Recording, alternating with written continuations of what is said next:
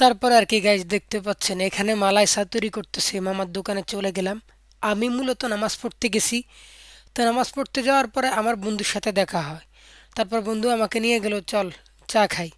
তো আমরা সব সময় হচ্ছে গিয়ে মতিঝিল এজিবি কলোনি, তার পাশেই নতুন করে অনেকগুলো দোকান হয়েছে এখানে ভাই। কোরাল ফিশ বলেন আপনার, ওই যে আরও বিভিন্ন পোড়া মাছ টাছ পাওয়া যায়। দেন হচ্ছে পাশে হচ্ছে চায়ের দোকানটা, মালাই চা 50 টাকা করে। আমরা 2টা কাপ নিলাম 100 টাকা দিয়ে। তো দেখতে পাচ্ছেন মামা কি সুন্দর করে মালাই দিয়ে দিচ্ছে। তারপর হচ্ছে এখানে দিব হচ্ছে আলাদা করে দুধের গুঁড়া, তারপর হচ্ছে কি হরলিক্স দিবে। তারপরে যাই হোক, আমি ওইখানে দাঁড়ায় না থাইকা আমার হাতে যেহেতু ক্যামেরা ছিল, আমি চিন্তা করলাম ভিডিওটা করি।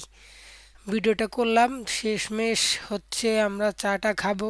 দেখেন এখনও চা তৈরি হচ্ছে।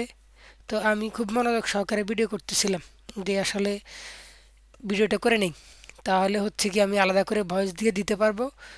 যদিও আমি ওখানে আউটডোরে কোনো ভয়েস দেই নাই, আমার চিন্তা ছিল বাসায় এসে হয়তো আলাদা করে ভয়েস দিয়ে দিব। চাটা কিন্তু খুব সুন্দরভাবে তৈরি করতেছে দেখেন গাইস।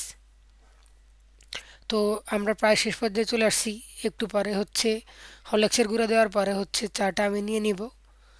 তারপরে হচ্ছে আমরা মানে চাটা খেলাম, খুবই ভালো লাগলো।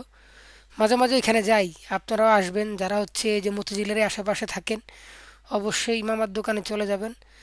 50 টাকা 1 কাপ চা, খুবই মজা লাগছে খায়া। ওইখানে আমি প্রায় সময় যাই।